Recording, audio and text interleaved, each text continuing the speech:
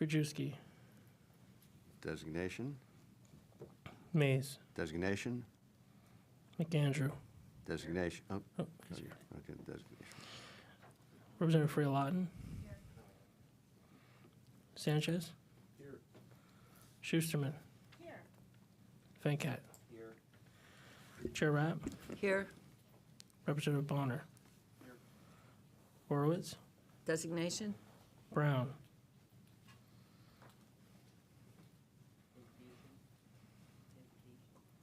Designation. Representative Kiefer. Here. Rossi. Rowe. Designation. Schemmel. Stair. Twardzik. Here. Zimmerman. We have quorum. Thank you. We have a quorum, and I see that Representative Benham just joined us. The first item on our agenda this morning is Senate Bill 1080. Is there a motion to consider Senate Bill 1080? Representative Stair moves. Second, Representative Khan. Erica, would you please briefly describe the bill? Senate Bill 1080 permits licensed practical nurses working in hospice settings to pronounce death. The patient must be a hospice patient, have an out-of-hospital do not resuscitate order, and be under the care of that nurse. A physician, physician's assistant, or certified registered nurse practitioner is required to certify death. Licensed practical nurses must be trained on identifying death caused by cessation of circulatory or respiratory function and must contact coroners when appropriate. Thank you. Senator Culver had hoped to be here, but given that her change in schedule couldn't make it, is there any discussion on Senate Bill 1080? Madam Chair? Yes, Mr. Chairman, thank you. We've heard throughout the session that there's a shortage of healthcare personnel in this Commonwealth, which we are very much aware of. And this legislation fix will allow hospice agencies to utilize licensed practical nurses within their scope of practice for death pronouncements. So I'll be supporting moving this bill, and but I will share with you, Mr. Chairman, that my members can vote however they want. Okay. Thank you, Madam Chair. This legislation is supported from a broad range of organizations, and there is no known opposition. LPNs work with patients in hospice, know their families, and are appropriately placed to pronounce death. So I'm asking for a yes vote. Somebody else? No, Representative Bonner also has some comments.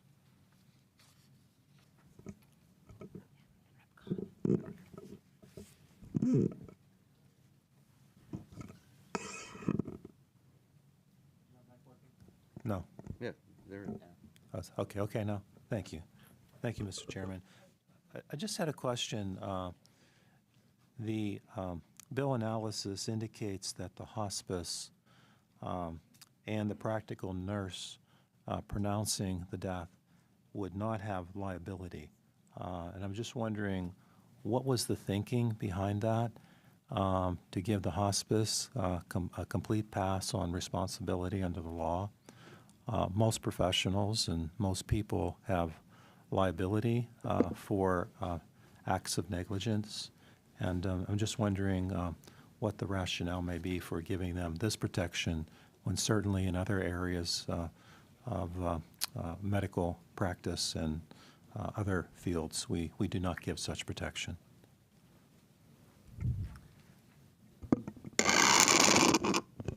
They would need to be following the regulations. So this would be if they were following the regulations promulgated by the Board of Nursing related to the pronouncement of death. So it would be as, you know, if they're in accordance with that. Other than that, I don't have the answer to that question, quite honestly. Rep. Khan, did you have something you wanted to add to that? I think it's if they're practicing outside their scope, they don't have liability protections, as you would imagine someone that does something that's not covered under what they've been trained to do. And I think this bill sort of explains what they're allowed to do in this certain, very limited instance for pronouncing death in hospice.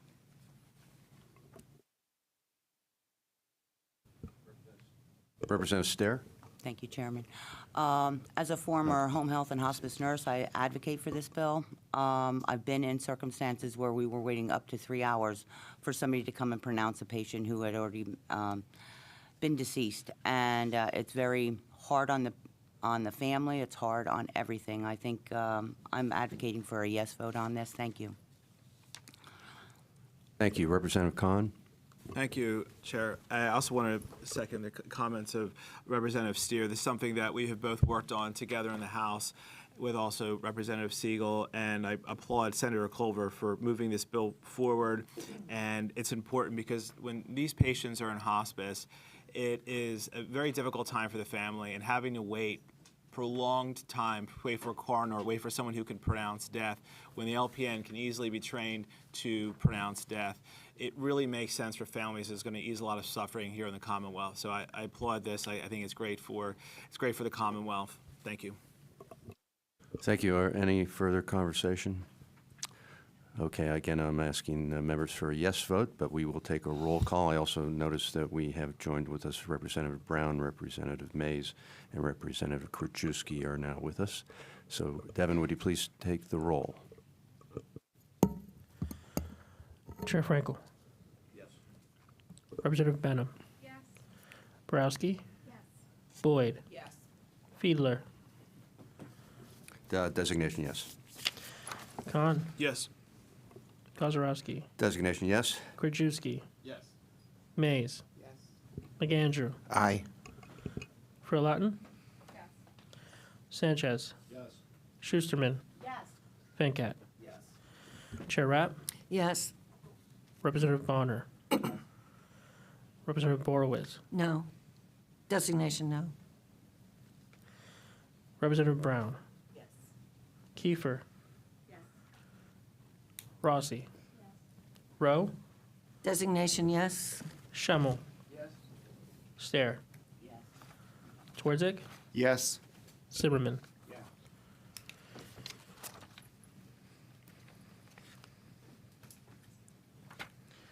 So passes.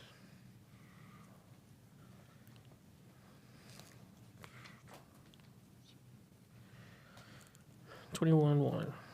What was that? I'm sorry. 20, sorry.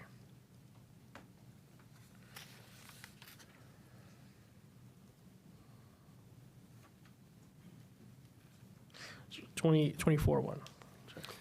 The bill passes and is reported out of the House Health Committee. Thank you, members. The next item on our agenda is Senate Bill 840, and it is prime sponsored by Senator Brown. Is there a motion to consider Senate Bill 840? Representative Khan moves. Representative Borowski seconds. Patrick, would you please explain the bill briefly? Senate Bill 840 is a freestanding act that establishes an Alzheimer's, dementia, and related disorders office and advisory committee within the Department of Aging. The office is overseen by an appointed full-time director. Members of the advisory committee must meet on a quarterly basis and may not receive financial compensation for their services. Non-governmental members of the advisory committee may be reimbursed for travel expenses. Thank you. Senator Brown is with us online and as the prime sponsor in the Senate. Representative, I think, I guess is not here. She's the prime sponsor in the House, but I know that Senator Brown would like to make some comments. Senator Brown.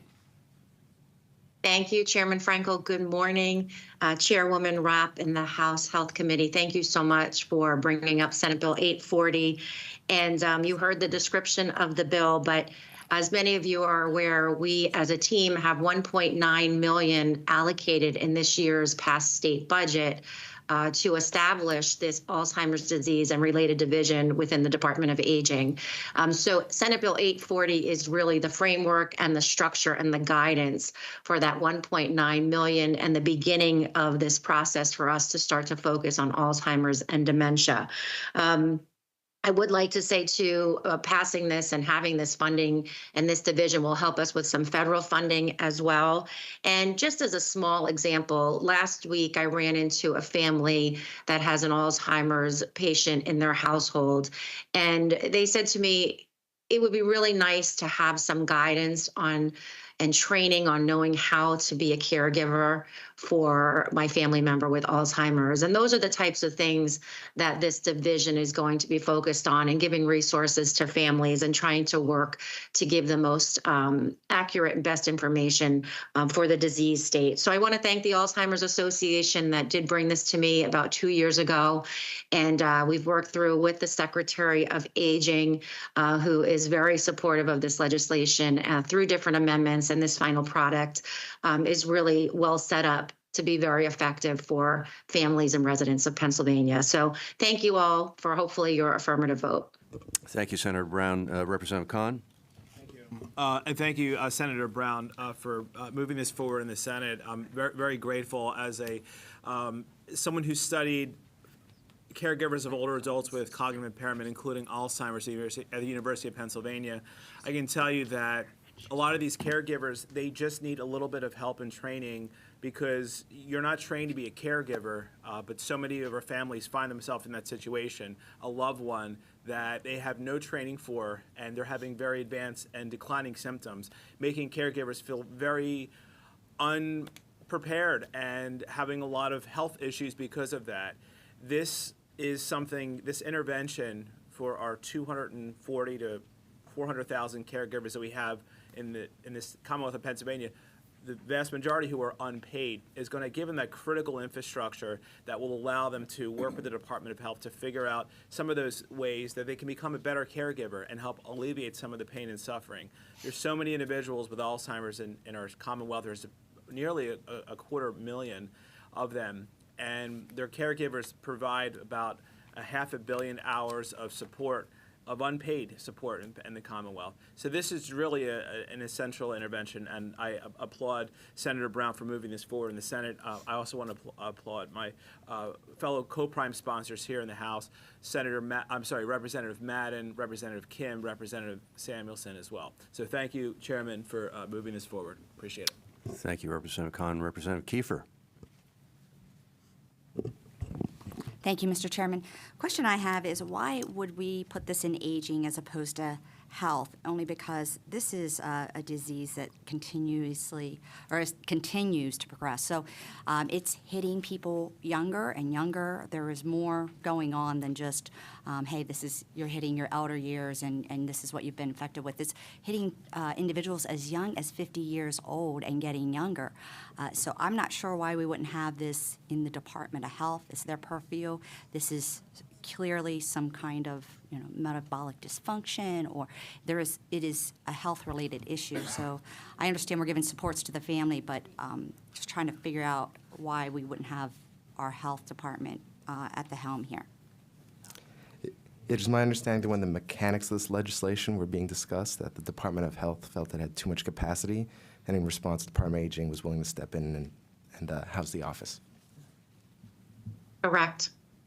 Thank you. And that's a very good question, Representative Kiefer, and definitely the acknowledgement of, an under 65 diagnosis and the ability to diagnose this, as soon as possible for progression of the disease. So I think those conversations will continue. But at this point, this does seem to be the Department of Aging is extremely interested in supporting and utilizing it at this point. Representative Schusterman.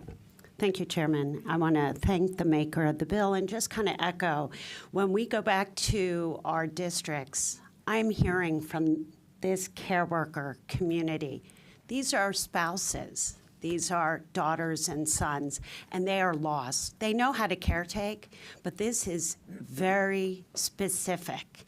And this is not the entire answer to working with people with Alzheimer's and making sure they're safe and taken care of. But this is a wonderful first step so people feel supported and they, how do I say this? When people came to my office, they're at their wits' end.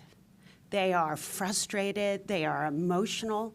They are seeing their loved one, specifically someone who I actually had interacted with, someone who's completely buttoned up, professional, walk through the world sometimes and have the appearance of someone who doesn't have a home. have the look in their eyes of someone who is so far gone. And an office like this gives the support to the care workers and the family members to know that they're also being looked at. So during their care working time, they have some resources. So this is just the first step to supporting those care workers. Thank you. Thank you. Any other comments before I turn it over to the Chair Rapp? Chair Rapp. Thank you, Chairman Frankel.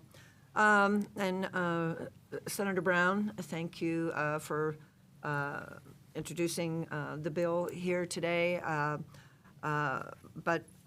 Senator, I had concerns with similar legislation that the House passed several months ago. And I did vote for it, I believe, in committee, but on final passage, I did not vote for the bill. I question the need for another advisory board and why we need to legislatively create a division within a state agency that the agency can otherwise create on its own.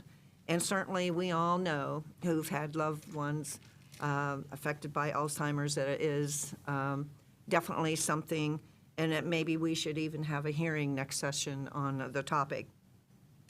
But as the first state plan for Alzheimer's disease and related disorders, it was released in 2014, and little progress has occurred since the Department of Aging set up a task force in 2018. I'm not sure if this is the next step. I think the funding is great. I don't know if funding was available before, but we need to look at why the agency has not made significant progress in over 5 years. But I do appreciate that Alzheimer's disease and related disorders, they are a growing concern in the Commonwealth. And probably there's hardly a person sitting here who has not been affected by someone in their life who's been diagnosed with Alzheimer's. I'm deferring judgment on the bill for when it is considered on the floor. I'll support moving it out of committee, but as I stated earlier, Senator and Chairman Frankel, I did not support the bill on final passage, so I will, and my members can certainly vote the way they choose to vote, but it concerns me when I see we had this task force way back in 2014, and now we're going further with it. So that's my concern, but today I will be supporting the bill. And it's good to see you, Senator Brown, and thank you, Mr. Chairman. Thank you, Madam Chair, and I want to thank the prime sponsors for their work on this really important issue. And with that, I think we probably ought to have a roll call, Devin. Chair Frankel. Yes. Representative Benham. Yes. Borowski. Yes. Boyd. Yes. Fiedler. Designation, yes. Khan. Yes. Kozarowski. I just saw her walk in. Yep. She's right here. No, okay. Krajewski. Yes. Mays. Yes. McAndrew. Aye. Freelatin. Yes. Sanchez. Yes. Schusterman. Yes. Venkat. Yes. Chair Rapp. Yes. Representative Bonner. Borowitz. No. Designation, no. Brown. Yes. Kiefer. Yes. Rossi. Rowe. Designation, yes. Schemmel. Yes. Stair. Yes. Twardzik. Yes. Zimmerman.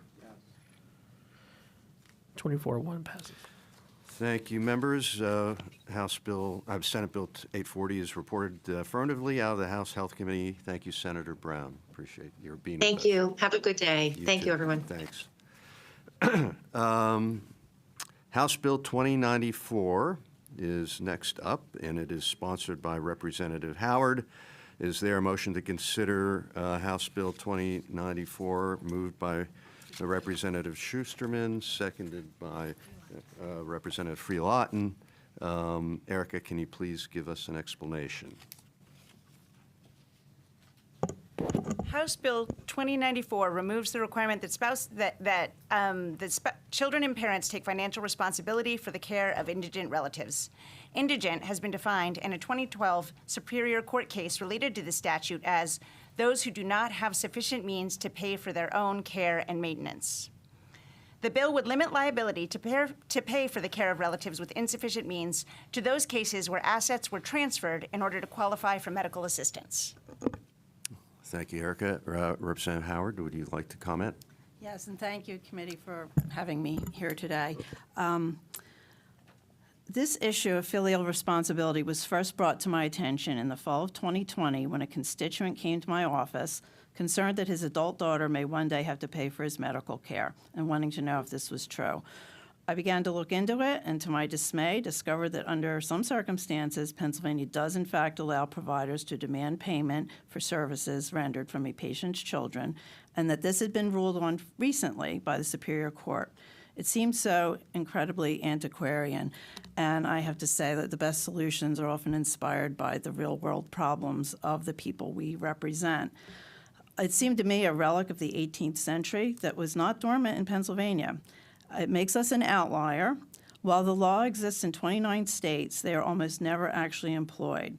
However, as was mentioned, the courts have recently affirmed that this is a valid route to collections in the 2012 Pittis decision by the Superior Court. There are more details with that, which I can share later if people are interested.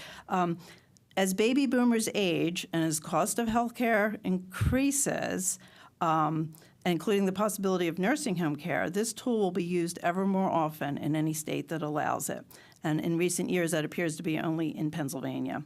I have to say I was horrified by all this, but I was relieved to see that Representative DeLuca had already had a bill to address it, House Bill 713. I signed on to it, and then the next session also when it was reintroduced. However, as we all know, unfortunately, Representative DeLuca died, and this bill kind of lapsed. So I was happy to pick up his work. He probably knew more than anybody about paying for health care, having been the chairman of the Insurance Committee for decades. This is an important issue and a growing concern. While Pennsylvania may be an outlier in the number of recent court decisions, I expect other states may follow suit.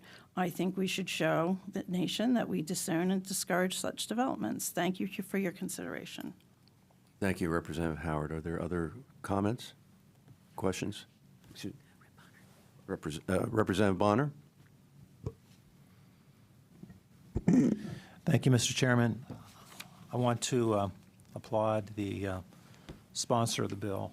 I'm very much aware of this particular case and that instance where the court imposed liability upon children for the nursing home care of their parents. And you are right, that's a very antiquated law and is not consistent with modern thought. So I think the bill is excellent in that regard, and I support that approach to eliminate that responsibility for relatives other than a spouse. And I note that the bill analysis did include giving spousal relief as well. That runs very much contra to law across the United States. A spouse does have financial responsibility for one another. So I haven't studied the language of the bill yet, but I think I've heard mixed messages as to whether a spouse may be given that protection. But under the law, a spouse should remain liable for the nursing home care of their loved one, their spouse. There are many exceptions in the law to protect at-home spouses, though, significant protections that give them a sizable amount of the estate. So I'd be glad to work with you in this area as well. I would note that the Pennsylvania Bar Association has a very strong and active elder law section, and I would hope that we would be submitting this bill to that organization for their review and input. I do note also that the bill does, I believe, not cover movement of assets to people other than immediate family members. So we want to make sure that if a family does move their assets to an irrevocable trust or to a significant other or to other relatives for less than fair market value, that we are able to recoup that if it occurs within 5 years of the person's admission into a nursing home. So as I say, there are a great number of pitfalls in this area. I know enough to be dangerous, but I'd be certainly glad to work with you and hopefully consult with the elder law section of the Bar Association. But again, I think your idea is great to address that statute that is very much antiquated. So thank you. Thank you, Representative Bonner. Erica had something to add. I just want to accept that error. I apologize. That was a misreading on my part because it doesn't speak specifically to the way that spouses are covered. I know how they work in the medical assistance program, so I apologize for that. Chair Rapp. I really don't have a lot of comments, Mr. Chair, but I will be supporting the bill. I think it is a good bill. I appreciated also Representative Bonner's comments and concerns, but this time I will be supporting the bill. Thank you, and welcome to the Health Committee. Thank you, and I also would urge members to support it and thank Representative Howard for continuing to move on this issue. Let me ask if there are there any negative votes on House Bill 2094? Seeing none, the House Bill 2094 is moved affirmatively out of the House Health Committee. Thank you, members. The next bill is House Bill 2549. Is there a motion to consider the bill moved by Representative McAndrews, seconded by Representative Sanchez? Erica, would you briefly describe the bill? House Bill 2549 places a new requirement on coroners to identify certain deaths as sudden unexpected death in epilepsy deaths, known as SUDEP deaths, and to notify families who have lost relatives to SUDEP about organizations researching SUDEP, its causes, and its causes. SUDEP deaths would be coded as such in cases where an individual is diagnosed with epilepsy and dies unexpectedly with no other identifiable cause of death. The Department of Health is required to prepare information related to those organizations researching SUDEP deaths, and the coroners must provide that information to families. Discussion on the bill. Representative Borowski. Thank you very much, Chair Frankel and Chair Rapp, for the opportunity to bring forward House Bill 2549, also known as Morgan Rose's Law. Morgan Rose Hosbeck was a beautiful, vibrant young woman living her best life despite the health challenges presented by epilepsy. Diagnosed at a young age, Morgan learned how best to manage this long-term chronic neurological condition that causes repeated seizures due to abnormal electrical signals produced by damaged brain cells. These seizures, caused by a burst of uncontrolled electrical activity within the brain cells, cause changes to awareness, muscle control, sensations, emotions, and behavior. Sadly, at age 23, Morgan Rose became the victim of sudden unexpected death in epilepsy, also known as SUDEP. This is the death of someone with epilepsy who is otherwise healthy, as Erica noted. In SUDEP cases, no other cause of death is found when an autopsy is performed. Each year, more than 1 in 1,000 people with epilepsy die from SUDEP.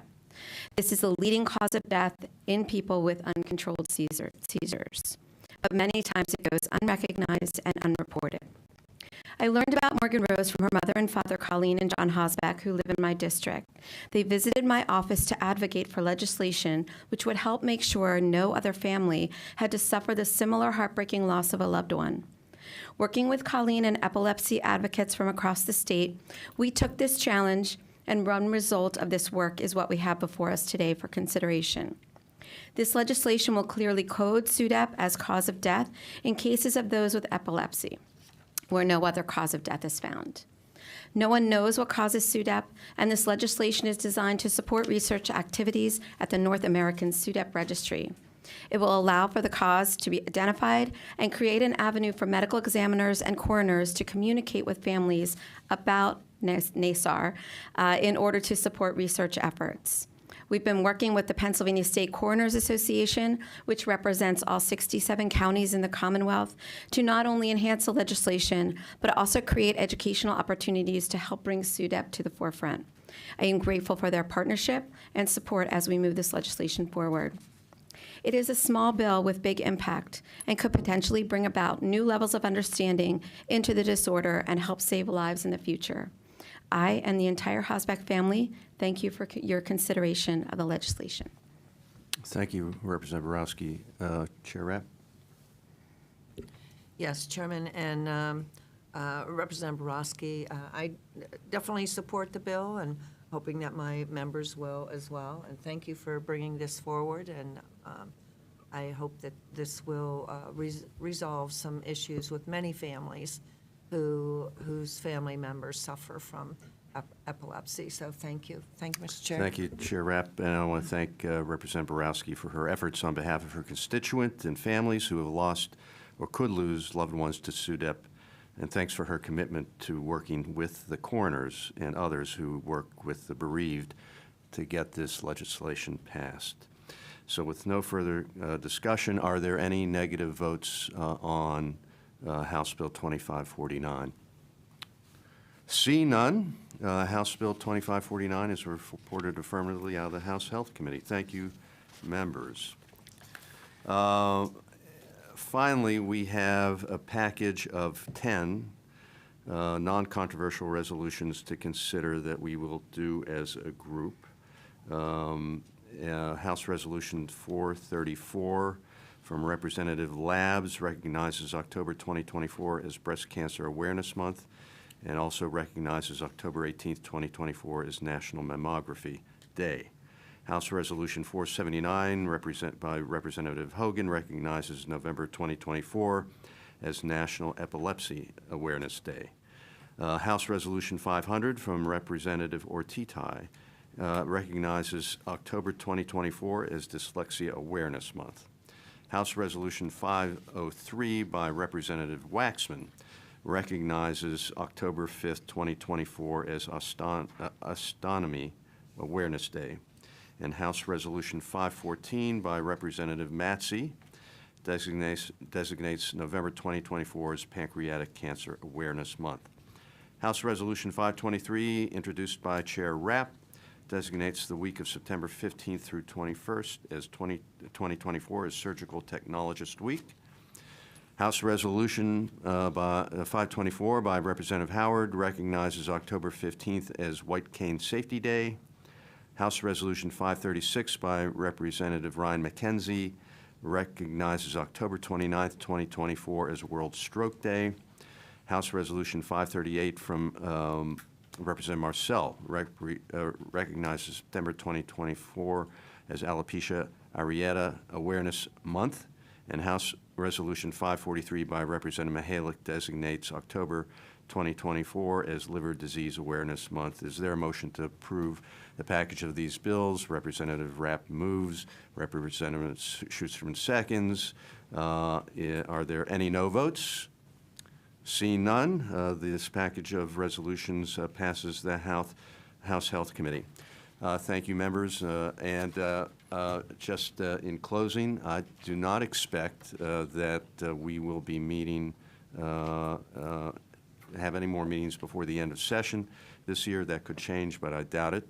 But I do want to take this opportunity, first of all, to thank the members, I think, for an extraordinarily productive term in the House Health Committee. I think we'll give you, I don't have the statistics now, but I think we, in terms of the number of bills we passed out of committee that got out of the House and so many signed into law, we had a very successful 2-year term. And I also want to thank my co-chair and all the members for, I think, the thoughtful process that we go to, the civil way we've been able to have discourse and even disagreements within this committee. I think it is an example for the entire chamber. And I also want to note that this will be the final meeting that Representative Schemmel will be joining us, and I want to say how much I appreciate his input over the whole time I've been either in the minority chair or the majority chair. of this committee.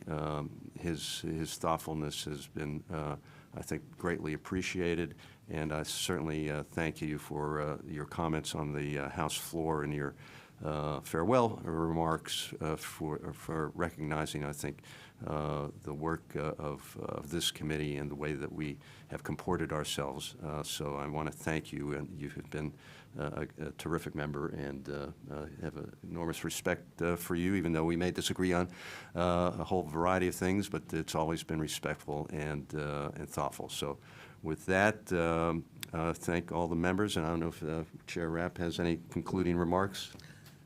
Thank you, Chairman Franco. I just basically want to echo what you've stated, that it's been a good, session year for the Health Committee. I do appreciate the fact that we can respect one another, even though we may be far apart on issues. And I want to thank all the members who've served on the committee this year. And of course, next session, I'm hoping that the members here today will still consider serving on the committee.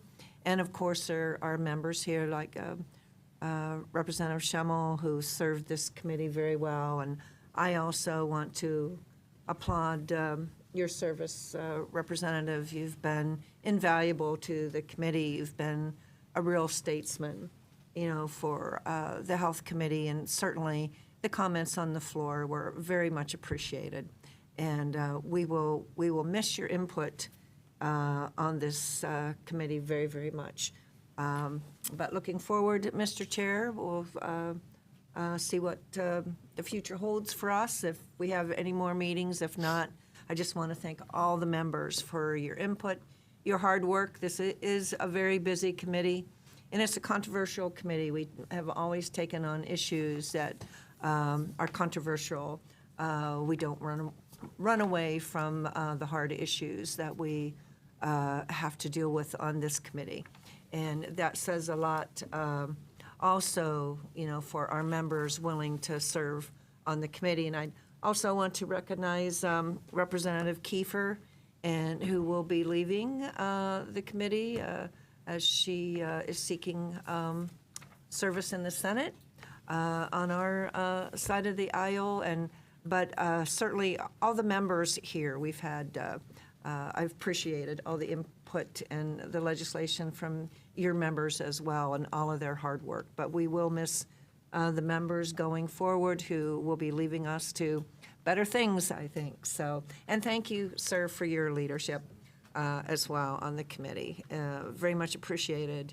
And many kind words from you, just the other evening when we were at a legislative function. And so it's nice to work with somebody that you can also respect, and I respect the members here on this committee. So thank you for your leadership, and my best to everyone going forward. Thank you so much, Chair Rapp. And I also want to recognize our two executive directors, Mike Siggett for the Republicans and Erica Fricke for the Democrats. I mean, an extraordinary body of work they put together.